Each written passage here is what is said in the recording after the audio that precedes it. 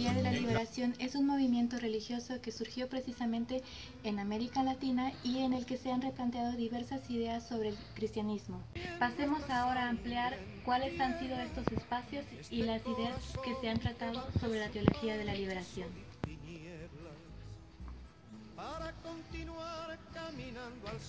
En el Concilio Vaticano II, los obispos trataron temas acerca de la catequesis de sus feligreses. En esta reunión ecuménica, los obispos hablaron acerca del tema de la paz y la justicia. La primera conferencia episcopal latinoamericana, realizada en Río de Janeiro de 1955, se plantearon algunos temas como el problema acerca del comunismo, las religiones protestantes y la catequesis a la juventud. En cambio, en Medellín de 1968, los principales temas fueron la paz, la justicia, la educación y la catequesis. Para dar continuidad a los trabajos de Vaticano II, los obispos plantearon una serie de preguntas. Contenía algunos aspectos políticos, económicos, sociales y culturales con respecto a cada una de las sociedades. A partir de este momento, los teólogos latinoamericanistas hablan del concepto de liberación. A pesar de que fueron diversos los temas que se trataron en los concilios y en las conferencias, nosotros solamente nos vamos a enfocar en el impacto que tuvo la catequesis de la teología de la liberación en América Latina. Para esto es preciso definir qué es la catequesis. La catequesis es la manera en que la Iglesia instruye a los fieles, les enseña acerca de los sacramentos, los temas de la Biblia, el bautismo y otros temas más.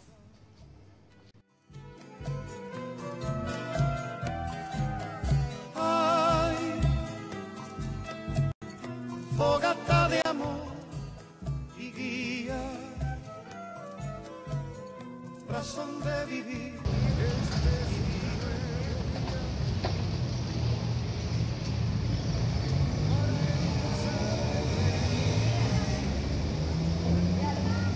La fuente de la catequesis son la Biblia, los santos padres, la liturgia y los ministerios de la Iglesia, de donde se han establecido los 4 pilares del catecismo: la fe, los sacramentos, los mandamientos y la oración del Señor.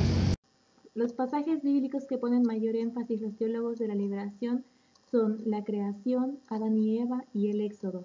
Cito: dijo luego Jehová, bien he visto la aflicción de mi pueblo que está en Egipto, y he oído su clamor a causa de sus exactores, pues he conocido sus angustias, y he descendido para librarlos de mano de los egipcios y sacarlos de aquella tierra a una tierra buena y ancha, a tierra que fluye leche y miel, a los lugares del cananeo, del eteo, del amorreo, del ferezeo, del heveo y del jebuseo. Entre los elementos que conforman la catequesis, en el caso particular de América Latina, se encuentra la misión pastoral. En esta se adoptó el modelo de comunidades base con el fin de llegar a los lugares más alejados y proporcionar una inmediatez a los textos bíblicos, mejorar las comunidades y así establecer una sociedad justa y luchar en contra de la opresión, la marginación y la pobreza. En el caso de Brasil utilizaron las comunidades de palo seco.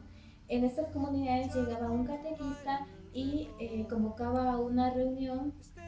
En esta reunión básicamente se trataban los temas de pobreza, también se trataban temas de política, de economía, y se les cuestionaba a las personas sobre su felicidad respecto a la situación en la que se estaban viviendo.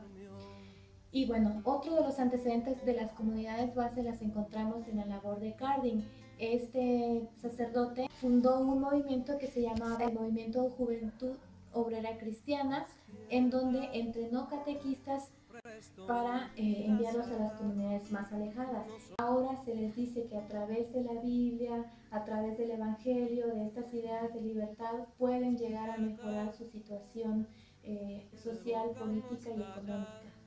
La misión de la Iglesia toca pues diversos puntos en donde los clérigos se enfocan en los pobres, los hacen conscientes de su propia realidad y les enseñan a tener una postura de transformación de la comunidad humana. Pero bueno, el cambio más importante también radica entre la diferencia entre lo temporal y lo divino. Por un lado, pues reconocen la vida cotidiana, el trabajo y la política como un servicio al prójimo. De ahí que pues incluyan algunos elementos de las ciencias sociales y del marxismo, y por otro lado pues también se reconozca la naturaleza histórica de la Iglesia. La nueva teología produjo una separación entre la nueva y la conservadora, que era otra generación de sacerdotes, de clérigos, en cuanto a la forma de concebir la relación entre la Iglesia y el mundo. Esta generación fue influenciada por los nuevos estudios postcoloniales, que son todo el desarrollo de la descolonización de Asia y de África, y por las condiciones de miseria, hambre, la enfermedad y el desempleo pues, también que se ha acentuado precisamente en América Latina. Y es a partir del fracaso que ha tenido el capitalismo industrializado y pues la esperanza que trajo también la Revolución Cubana.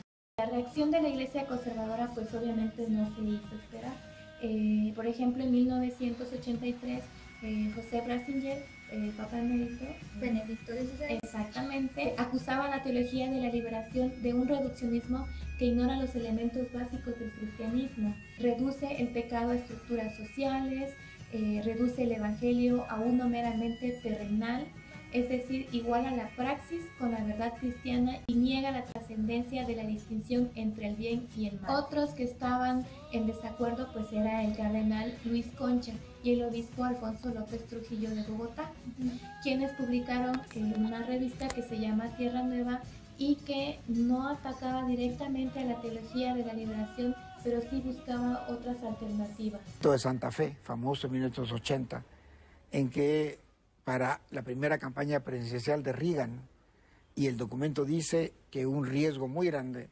a la política exterior de Estados Unidos es la Iglesia Católica en la línea que ha tomado, y en particular la teología de liberación. El ambiente político y cultural del siglo XX hizo de esta generación de clérigos hombres críticos de su tiempo.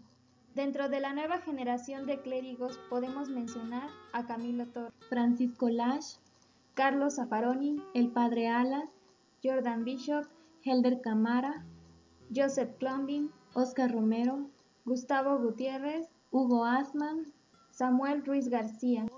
El Padre Camilo Torres, capellán universitario y sociólogo, tuvo un papel trascendental a raíz de la situación política de Colombia. Torres encuentra en el amor al prójimo la base de la misión revolucionaria a través del Frente Unido. A pesar de que Torres abandonó el sacerdocio, continuó difundiendo la idea de que la revolución no solamente es permitida, sino que es obligatoria para que los cristianos vean en ella la única manera eficaz y amplia de realizar el amor para todos. Torres señaló que no era marxista, sin embargo simpatizaba con varias ideas de esta corriente como la prioridad que tiene la acción para servicio de los demás en el mundo presente. Una parte de la nueva generación de sacerdotes, que en su mayoría estudiaron en Europa, decidió adoptar la línea revolucionaria de Torres, quienes se abalanzaron en contra de las estructuras sociopolíticas que apoyaban la explotación económica y la miseria en América Latina. De acuerdo con Samuel Silva Gotay, esta nueva preocupación generó diversos brotes por Latinoamérica. En Argentina surgió la revista Cristianismo y Revolución. En Uruguay, el padre Carlos Zaffaroni también propaga las ideas del nuevo clero. En Guatemala, curas y monjas se unen a la guerrilla declarando que la Iglesia latinoamericana no tiene más que el camino de la revolución para cambiar la realidad. En Cuba, Fidel Castro reconoce la legitimidad revolucionaria de los cristianos y admite ante el Congreso Cultural de La Habana la necesidad de replantear la posición marxista sobre la religión. En Brasil, el obispo Antonio Fragoso sigue desafiando públicamente el régimen de las torturas. En Panamá, el padre Pérez Herrera organiza un encuentro nacional exhortando al pueblo a la violencia revolucionaria e incitando a la lucha en contra del imperialismo. En Colombia, Germán Guzmán retomó el papel de Torres. En Bolivia, 80 sacerdotes pidieron la revolución de la Iglesia. En Brasil, el teólogo Comblin preparó una crítica teológica de la ideología de la seguridad nacional, examinando obras como la de Golbery do Couto e Silva, y publicó algunas notas sobre su posición para la reunión episcopal de Medellín. En Brasil se difundió el manifiesto de los 350 sacerdotes, en el que reconocían el camino revolucionario como un llamado a la conciencia social. A pesar, de que la teología de la liberación se desarrolló en América Latina han surgido otros fenómenos paralelos. Por ejemplo, tenemos la teología africana, la teología feminista, la teología negra. Como hemos visto, los valores y las prácticas sociales en el interior de las iglesias no se entienden de una sola manera. Por el contrario, se da una gran diversidad al respecto. Si bien se comparte un núcleo de sentido que da una dirección o que puede ser consensuado, las experiencias históricas y culturales derivan en diversas éticas dentro de cada institución religiosa. Como afirma el filósofo Marciano Vidal, el factor específico de una ética cristiana es la referencia a Jesús de Nazaret, pero esta ha sido expresada y vivida en muchas maneras en la tradición cristiana. La teología actual agrega la expresa preferente a través de la categoría como seguimiento de Cristo, realización del reino de Dios, moral del amor, etc. Entre los modelos de la teología se encuentra el de la teología de la liberación, el que asegura que el evangelio no es neutral y que el cristianismo debe ser beligerante en el proceso de liberación humana. A la propuesta ética que se deriva, este último modelo se llama ética de liberación y es a la que referimos en este estudio. Los pasos por el peso del sufrir.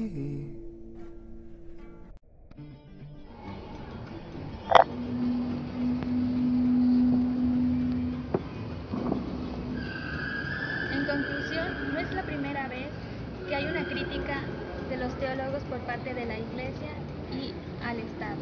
Los teólogos de la liberación latinoamericana se remiten a buscar figuras pertenecientes a la misma Iglesia para equiparar su misión católica con la paz y la justicia al prójimo. La teología de la liberación no es un fenómeno exclusivo de Latinoamérica. Sin embargo, se reconoce la particularidad de los estudios latinoamericanos al presentar una realidad distinta a la de Asia, África o Estados Unidos, lo cual sí nos permite hablar de una teología de la liberación en América Latina. Hasta la fecha, los teólogos de la liberación se encuentran en un debate académico sobre el modelo libertador del trabajo pastoral hacia una sociedad más justa y humana. La teología latinoamericana de la liberación es importante al mostrar en el escenario de la historia a aquellos sin voz, por ejemplo los pobres, los indígenas, las mujeres y la gente de color. ¿Cuándo la pueden destruir? Cuando se acabe la pobreza. Cuando no haya pobre, entonces se podrá decir no es necesaria la teología de la liberación. Mientras haya opresión, será necesario liberación. Si les gustó el video, denle like. Y si tienen algún comentario, por favor escríbanos a la bandeja de entrada. Gracias.